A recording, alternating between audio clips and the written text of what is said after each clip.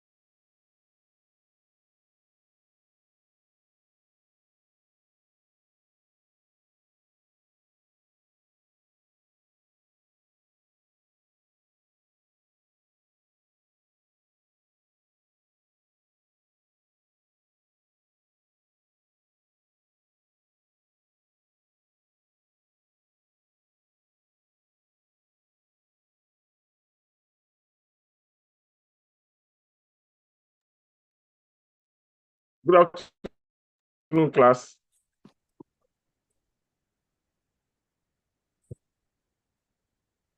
Can you hear me clearly? Yes, sir. Yeah, good afternoon. Thank God we were able to make it today. I hope all of you have been able to settle down in your various hostel. Have we? You are well settled now, have we? Hello? Hello, sir. Yes. Settle down. Hello? Yes, sir. Economics. Join now. Okay. market structure?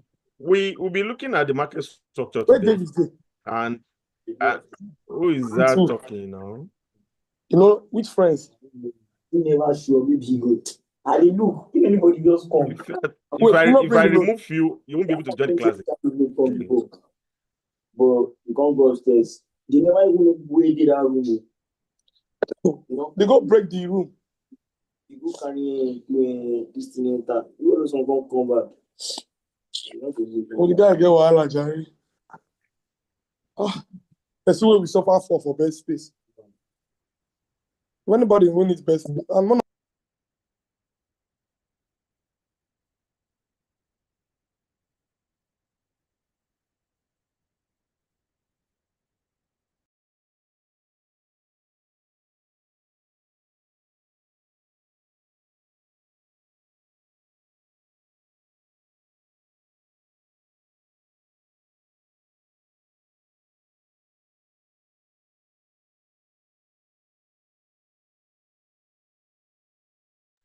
We're looking at market structure, and basically we'll be looking at the type. We will not be able to go very deep, but regardless, we'll still be able to take care of the necessary thing that will be required for you to have a good understanding of what market structure is all about. I have a good understanding that many of you already have a basic idea of what the concept is all about. But you can consolidate more your basic understanding of the concept as it is.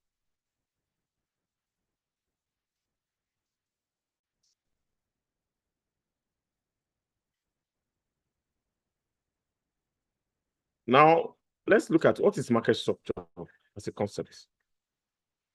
Under this one, we'll be looking at different types of market, the perfect competitions, the monopoly, the oligopoly, monopolistic competition, in which business firms operate. But to really classify them, the market structure, we are not, in this situation, we are not talking of the physical market where everyone goes to buy commodities or to buy your items, the car or any items you might even think of. In economics, market is a place where buyers and sellers are exchange goods and services. It doesn't have to be a physical market with following consideration. What we have in mind when we say market in economics, we mean, it could be a market where types of goods and services can be traded. It could be a number and size of buyers and sellers. Basically, when we hear the word market, we think of place where goods and in economics, market is a place where buyers and sellers exchange goods and services with the following considerations. Type of goods and services may be traded. The number and the size of buyers, okay, in the markets. Those are things the economists have in mind by the time they say markets. They want to look at how many goods, what's the nature of the goods in the market? What is the number of and size of buyers and sellers in that market? What is the degree of information that are available to both buyers and sellers? If there is much information, if there is what we call asymmetric information, when the information available to each buyers and seller is not the same, we can then be looking at that market as being an imperfect market. And when the information that is available to buyers and sellers are the same, we can then be looking at the market as a perfect market situations. And there are basically two types of markets in economics, or market can be divided basically into two. We have what we call perfect or pure market, and we also have what can be regarded as imperfect market. Perfect market or pure market. Perfect market or imperfect market, depends on the number of buyers we have in the market, depending on some conditions. If some conditions are fulfilled, you can then say, the market is a perfect market. If those conditions are not fulfilled, you can then say those markets are imperfect market. Let's start with the perfect market. When you say a market is perfect, what are we saying? What is the essence? What do we really mean by the time you say market is perfect? It's a situation which consists of a very large number of buyers and sellers there is a very large number of buyers and sellers expected to be available in a perfect market, and the product being traded in that market must be homogeneous. That is, must be the same by all ramifications in terms of size, in terms of quality, in terms of everything you might even think of. The commodity, they must be homogeneous. Under such condition, no firm can affect the market or can influence the market, either by increasing its quantity, or increasing the price of its commodity. There is no room for such. So that market is so perfect that as an individual, either buyer or seller, you cannot influence or affect the market price in any way. Price usually is determined, in that kind of market through the forces of demand and supply, and particularly, products. Since no single buyer or seller can control, or, has control over the price. There are so many of these buyers, and what I do think is very close to this type of market is pure water market. You can decide to convert a small space at the back of your room to start producing pure water and selling pure water. You enter the market. And there are so many large number of producers of pure water in such a way that none of them is big enough to even influence the price generally. That's why many of them have to come together to influence the price in most cases. And that's why many buyers in most cases do not even, there are so many buyers of pure water. There are so many of them. And none of these buyers has enough power or enough influence to change or to influence or to affect the market price in any way. When you then begin to look at perfect market in this light, you have a very good appreciation of what market competition is. Though it's an ideal situation. What I mean by ideal situation is that it may not really exist in the real world, but it's a kind of mental conjecture that economists use to measure or to operationalize the way markets operate in the real world. We may not have a situation that fits into this type of market perfectly, but we have type of market that are very close to what obtains in a perfect market. And that is where, when you now look at this perfect market, it is where we have what we call perfect competitions. A perfect competitive market is built on two critical assumptions. There are two basic assumptions that underline, a market that can be described as a perfect competitive market. The first one is the behavior of an individual firm, and the next one is the nature of the industry in which it operates. Then, firm in a perfect competitive market is assumed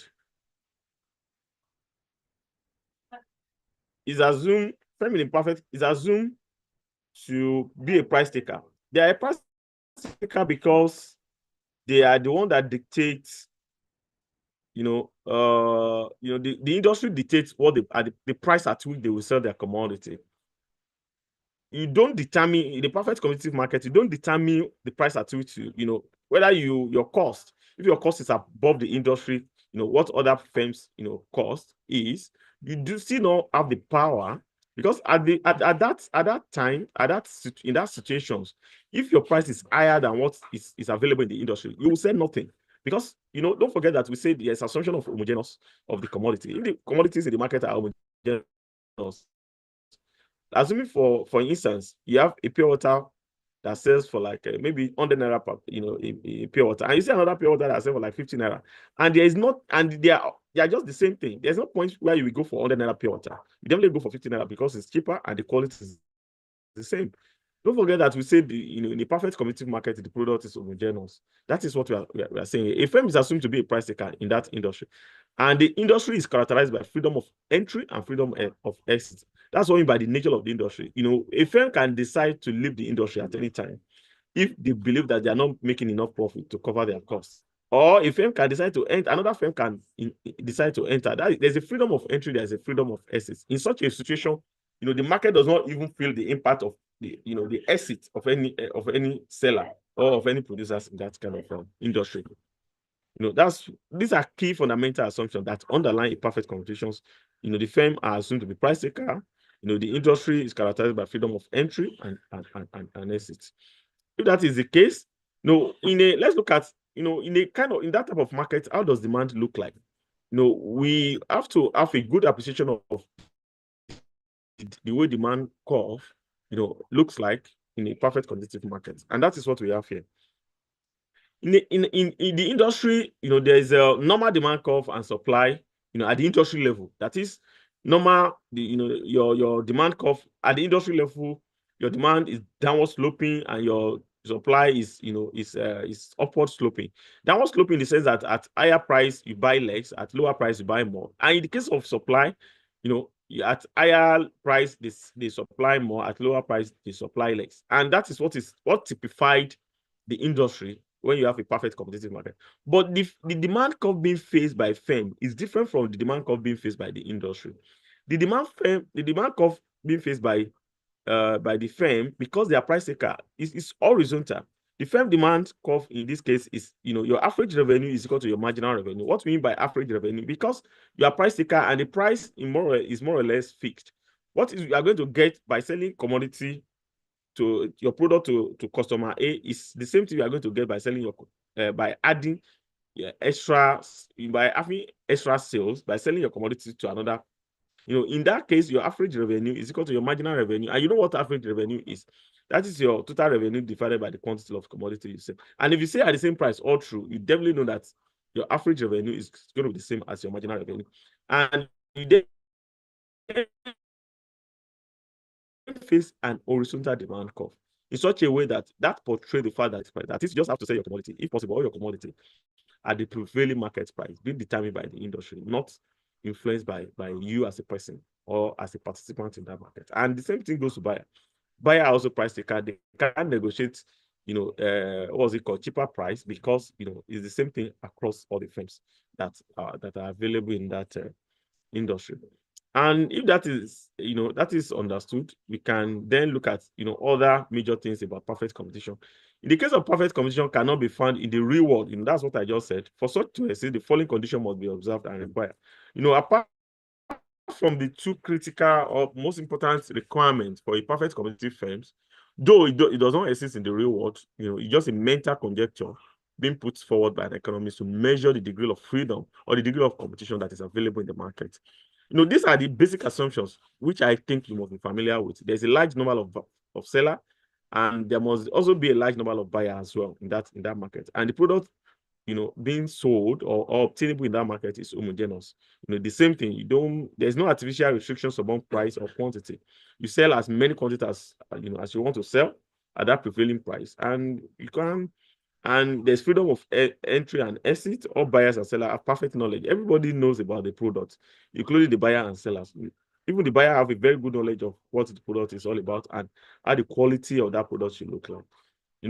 And firms are price takers. These are things we've discussed earlier. And let's look at demand curve for the industry and firm in a perfect competition. Okay, we've observed this. We've looked at this. And these are characteristics, there are very many these are characteristics of firms in a perfect competitive. The firms are very small, all producers of a good sell the same product. There are no barrier to entry. All consumers and products have perfect information. Firms sell their produce, or firms sell all they produce. They cannot set price. I think these are things we've discussed earlier.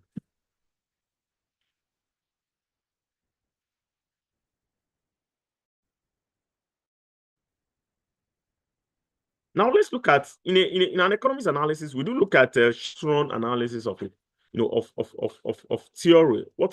And we do look at long run analysis of theory.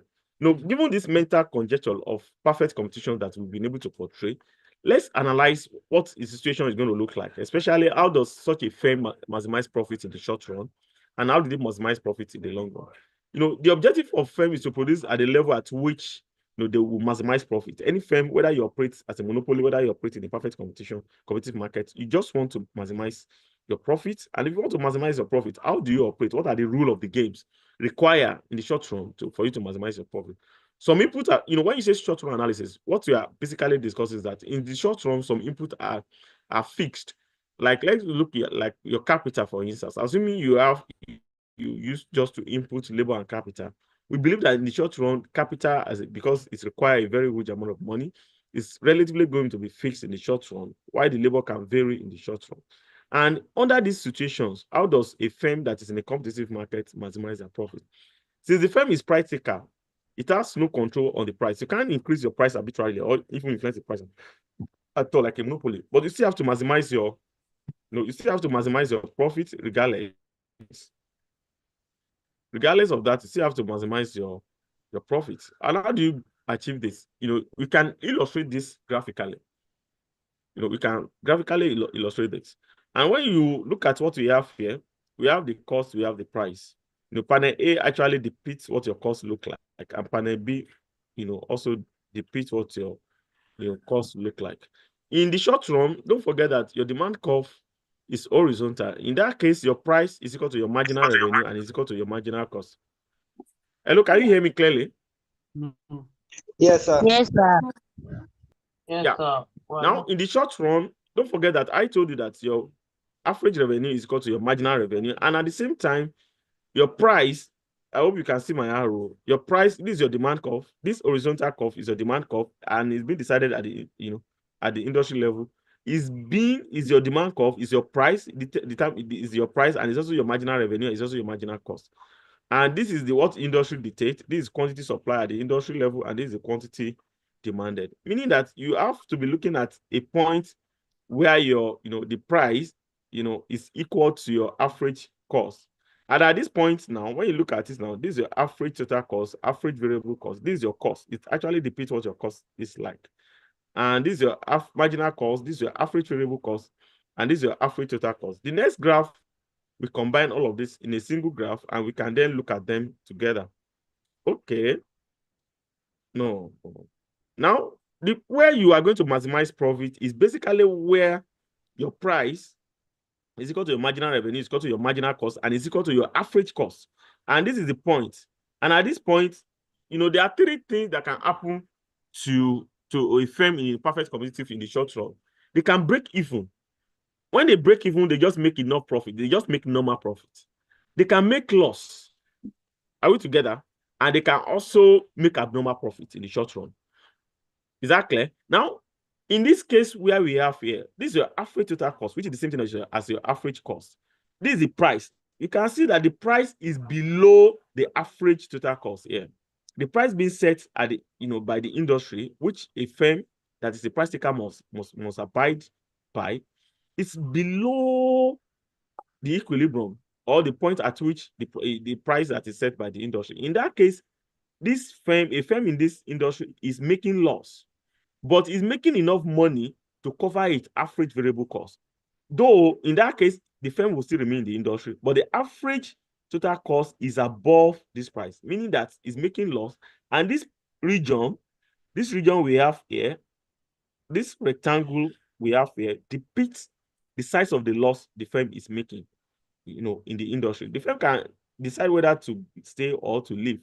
But since the firm is still covering an average variable cost, the firm might be compelled to continue to operate in that industry, pending the time we'll be able to cover the entire average total cost, which is required for them to make normal profits.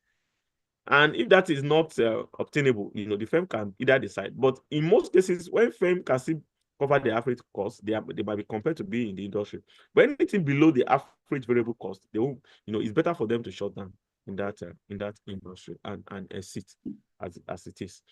Now let's look at the long run. In the long run, the firm must make normal profit. When you now look at the long run, now we have a long run average cost. And when you look at the price, this your price is equal to marginal revenue, it's equal to long run marginal cost, and it's equal to your long average cost. In the long run, firm must make normal profit for them to remain in the industry. All inputs are in the long run. And I was trying to analyze that the difference between short run and long run is basically that in the long run, some inputs are fixed. I mean, in the short run, some inputs are fixed, while in the long run, all the input becomes variable. And in that case, it is expected that the firm cover enough. The price should set in such a way that they are able to cover all the average costs for them to continue in that line of production. Firm can build most appropriate scale of plant to produce the optimal level of output. At this case, it's the decision of the firm to decide at what level of plant or what size of plant will be good enough for them to break even, or to operate, to achieve a maximum results, or to optimize the available resources. Now let's look at this is a long run. We are done with the long run of a firm in a perfect competitive market. And we can then look at imperfect market. Imperfect market has different types, and it depends on certain conditions, that will determine whether you classify such an imperfect situation to be a monopoly, or you classify it to be an oligopoly, or you classify it to be a monopolistic competitions. These are, very three important parts, types of imperfect market situation that we may experience. And let's start with the monopoly. A monopoly is derived from a Greek word monos, which means just one, and poly means sell. That means the only one selling. That's that's just the literary meaning. But in a broader context, a monopoly should be distinguished from a cartel. Monopoly is different from a cartel. A cartel is when different firms come together to behave like a monopoly. And cartel refers to a market situation in which firms agree to cooperate with one another to behave as if they were a single firm, and thus eliminate competitive behavior among them. This is different. But a monopoly can, source of monopoly, monopoly can, we can come to a situation whereby we have a monopoly as a result of different situations. In the case of monopoly, there's only one producer or one seller of goods and only one provider of services in the market. And we have a typical example here. Many of the public services being rendered by government, the government enjoys some level of monopoly over them. PHCN is a typical example. And even until Lagos Refinery started operating, Nigerian NNPC was the only one, providing refined products to the Nigerian. They were the sole provider before Dangote came. And many of the services being provided by government institutions enjoy a relatively some level of monopoly. And in both cases, many new firms find it very difficult to enter that market. The existing monopoly is considered a giant in its field or industry. That is, many situations where monopoly exists is as a result of the fact that it's very difficult for a new firm to come up and start operating in that industry. And when you look at, let's look at our GoTV and what's it called? All this GoTV and DSTV.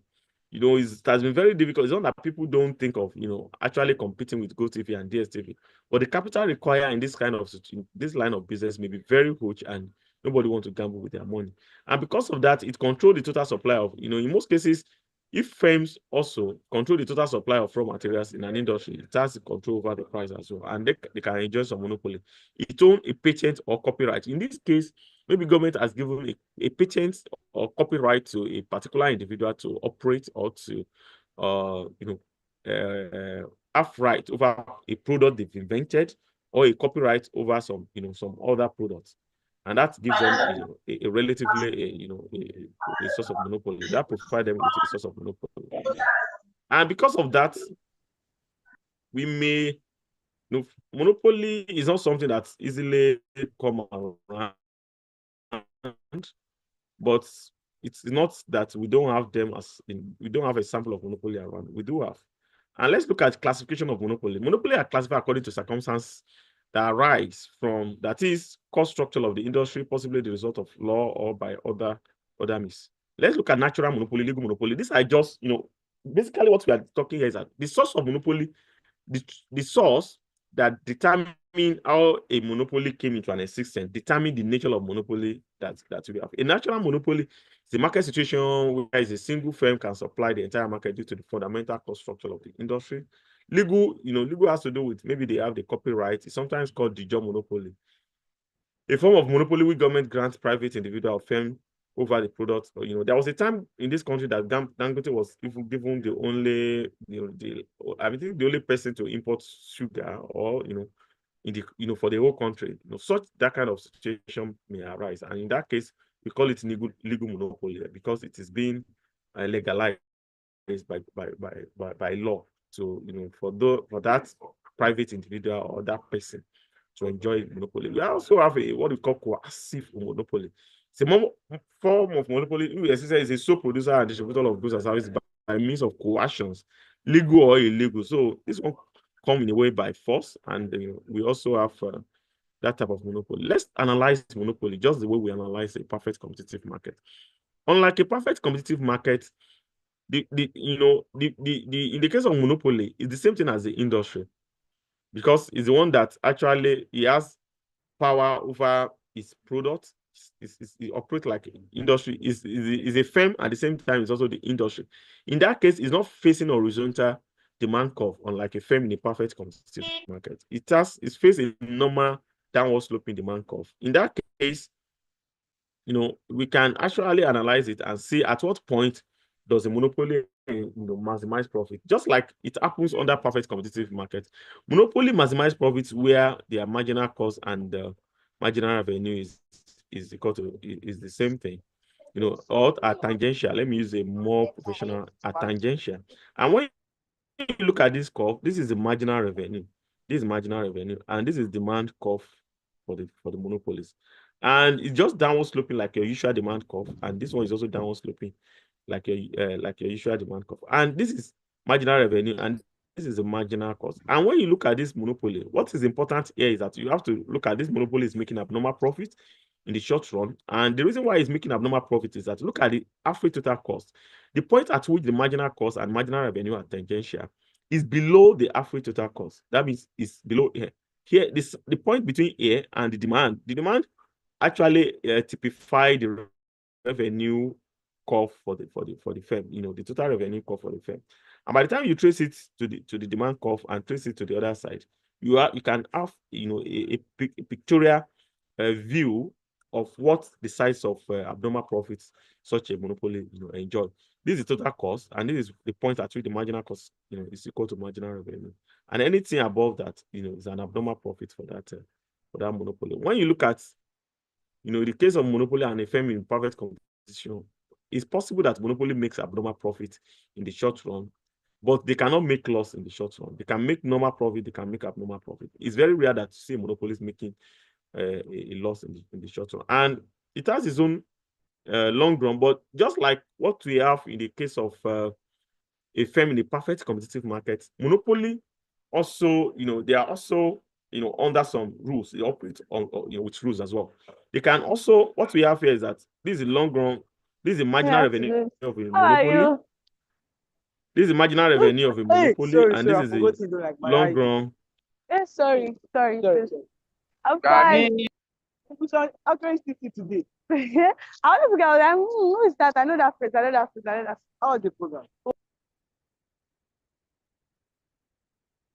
Now, what we have here is that we can have a situation whereby, in the long run, monopoly will say enjoy. This is long run. This is average cost of monopoly.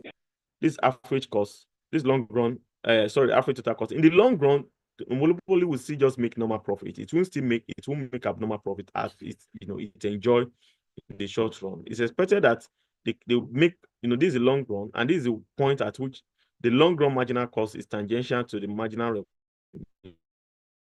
And when you trace it up, you can see your marginal average cost here. That's average total cost here, which depict the fact that monopoly will still make normal profit in the long run because they don't have the influence. Despite their influence, they cannot control both price and quantity. They can either control price or quantity. If the price is too high, the customer will also look for alternative.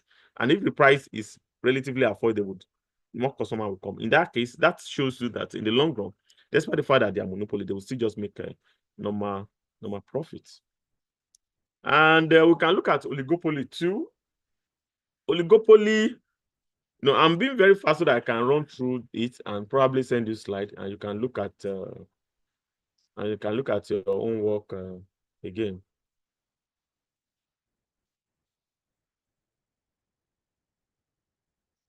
You can look at this thing again. Oligopoly in most cases come from oligopoly. Most likely is when you have a few sellers of a product. A small number of sellers, each aware of others, maybe like 5 of them, like what we have in our telecom. We have maybe, I don't know, maybe like 5 of those telecom providers, MTN, Glos, and all of that. That actually typify, that shows this very typical example of oligopoly. It shows what oligopoly is basically. And you have MTN, they are aware of Glo, that is their competitors. They are aware of Etisalat or any other provider that they are competitors. And oligopoly, there is interdependence in that market. If for me to get more market, for MTN to get more customer, most likely Glo must lose some customer. That means it's almost impossible for MTN to get more customer without growing, without one of them losing more customer. In that case, there's what we call interdependence that exists between them. You really know the best part on it. There is a serious interdependence that exists between the two of them. And in that case, you just realize that the firm must operate within that window of okay, there must be a serious competitions in the market for them. Basically, what are the characteristics of oligopoly? There are a small number of firms in the market selling differentiated products. Though, there is no difference between, you may not be able to know, but just, whether you receive call through MTN or you receive call through Glo. But the quality of service also differ. When you look at their data self, the data from MTN, the data from Glo, some people will tell you the data from MTN is better, the data from Glo is better. And you can then they are selling the same product fundamentally, but this product can be differentiated, when you look at their quality, somewhat identical, but at the same time differentiated based on quality and some other branding activities. The firm has control over their price. The firm, unlike what obtained in a perfect competitive market, the firms have the control over their price. They control their price, and because sometimes they also control what they supply in a certain, in terms of quantity as well. There's an extreme difficulty for new competitors to enter. They make it very difficult, for new competitors to enter. These are basically the kind of nature of the oligopoly as a market, as a type of market. And we have different of them. We have pure oligopoly. If the firm produce homogeneous product, we call it pure oligopoly. And if the product is not the same, it's not homogeneous, we call it differentiated oligopoly. We can also have like a collusive oligopoly, like OPEC as well. An example, very good example of collusive oligopoly is OPEC, because I also have non-collusive. Collusive is a situation whereby they can both come together and operate like a monopoly. Collusive, when there's no opportunity for them to come together and operate like monopoly. And we can also type of organizations of oligopoly. And we can have cartel, and like I told you, like we have in OPEC, it's a formal agreement among oligopoly to set up monopoly price, allocate output and share, and behave like. And collusion is a formal or informal agreement among monopolies, and you can look at all of this on your own, and I will send the slide to you. And another one I want you to look at is the kind of demand curve being faced by oligopoly. It's not a straightforward demand curve. We call it a kinked demand curve. Kinked demand curve is defined as the demand curve of the individual firm in oligopolistic market. It has a kink at the existing price caused by the firm expectation of the action its rival. And the kink is because there's always expectations of how the rival will behave, and because of that, they have a demand curve that looks like this. We call it kinked demand curve. Kinked demand curve, and it's because they are constantly on their toe, being prepared for what is going to be the reactions of their fellow competitors in the industry. And that makes them to have a demand curve that we consider to be king. This is your marginal cost, which is just like a typical marginal cost, and this shows your marginal revenue, and this is the demand curve. And demand curve, both the demand curve and marginal revenue, they are they follow a kink pattern of demand curve. And we can also look at monopolistic competitions. How is monopolistic competition different from monopoly itself? It's a market situation where there are many sellers, but what we have, the difference between monopolistic competition is very close to perfect competitions.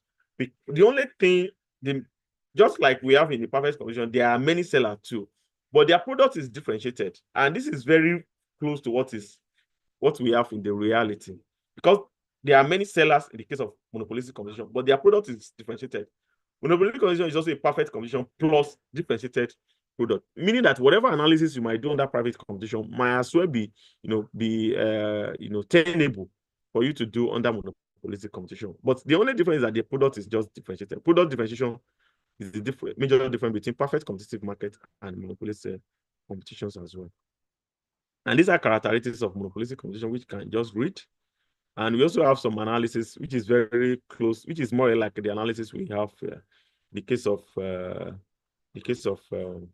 this average revenue, this marginal revenue. But in the case of monopolistic competitions, they have a demand curve that follows a normal demand curve, which is downward sloping, and they also have a marginal revenue, more or less what we have under monopolistic competition as well. And the reason being that the product here is differentiated. And this is your, they also make abnormal profit, just like what we have in under monopolistic competition, because in their own situations, they are monopoly on their own because their product is differentiated, but they are very close substitute products available in the markets that people can buy, in lieu of their own products. These are just monopolistic competitions, and you can just look at the long run, just very close, just almost the same thing as what we have under monopoly as well. And you can then begin to look at monozony. Monozony is one single buyer. All these analysis, you can have them in form of from the buyer point of view as well. In this case, monozony, that's that's a single buyer. Oligopoly, few buyers, and you can have them. The summary, the table here summarizes everything we have, and you can. The class rep, I think I will send it to class rep so that you can have a look at them and read them on your own. There are something you can be able to grab with and have a very good understanding of what they are. No, let's welcome questions before I leave.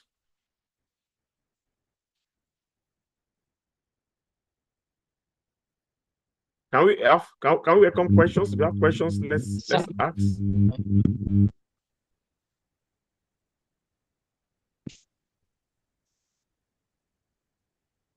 Currently, questions? Questions? Yeah. Sir, in a monopolistic competition, are the firms the prize givers?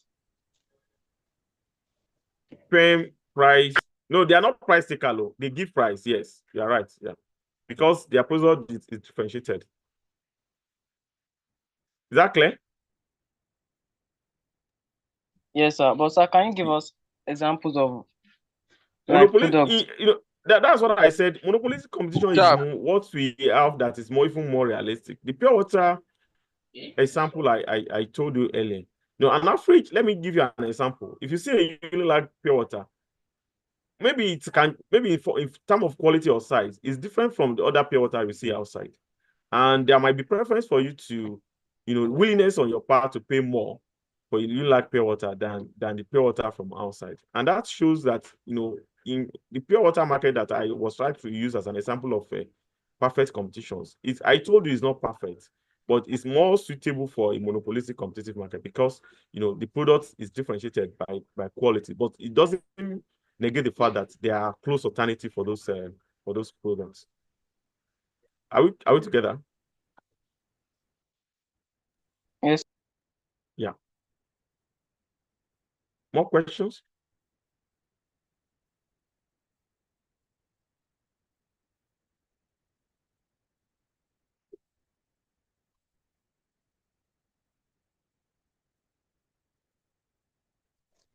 Sir. Yes, I'm listening.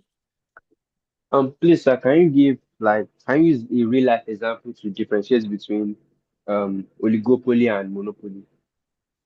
Oligopoly and monopoly. Yes, sir. I use a sample now. Oligopoly, I use telecom industry that we have few of them. Do you have how many firms are very active in telecom? Like group of national provider, we have MTN, we have Glo, and which other one again? We have very few. In that case, that's an example of oligopoly. There are few of them. And the other one, monopoly, is just one single. And I use, for example of monopoly, you have PHCN. Or do you have any provider? PHCN, unless you want to use your generator or use your inverter or solar as well. Is that clear? Yes, sir. Yeah. Hello, yes, sir. Hello, sir. I'm listening. Is a cartel a form of monopoly? Yeah, cartel can come together and behave like monopoly, like OPEC. I think some of you are aware of OPEC. Organization of petroleum exporting countries. Exporting countries. Now, Yeah, it's an example of oligopoly, but they come together to decide what the price of the crude oil will be or to influence what the price of the crude oil will be in the market. And they behave like a monopoly as well, because they allocate quota to their members. The member will centrally operate within that allocated quota. And because of that, it's a form of cartel, and they behave like monopoly. Okay, sir. I have a question, sir. Yeah, go ahead. So the excesses of oligopoly, how can it be regulated? Can government policy regulate the excesses? Because if the market is left open because some persons will not have enough capital to come into market, and they decide to be imposing their will on either citizen or wherever they operate, how can it be regulated if they don't have competitors? There's nowhere government does not regulate any market. Even the monopoly sometimes, unless the major source of monopoly is from government. In most cases, many monopolies, the major source is from government, whether legal or any means. If like this new price for telecom now, until NCC allowed them to increase the price, they did not increase. Do you remember that? Yes, sir. Until National Telecommunication, what was the name now? Allow, NCC. NCC give them go ahead to increase the price. They did not increase the price. They maintain a stable price for a long period of time before they eventually increase the price. Governments in most cases do not leave them unregulated. Thank you very much, sir. So we're using in our contemporary situation like Dangote refinery coming on board. Yes. The balancing between NNPC, the imported product by the NNPC, and the private Dangote refinery, there are differences in it, and sometimes the Dangote product will be higher than the local. Why do you think that is possible? Crude oil. They are in that case, we have few sellers. Their market is more of oligopoly. There's a competition between them, and they are both aware of the existence and the operations of the other. When they are becoming 2, 3, 4, oligopoly can start from as small as 2. That's the typical behavior of oligopoly. Thank you very much, sir. You're welcome.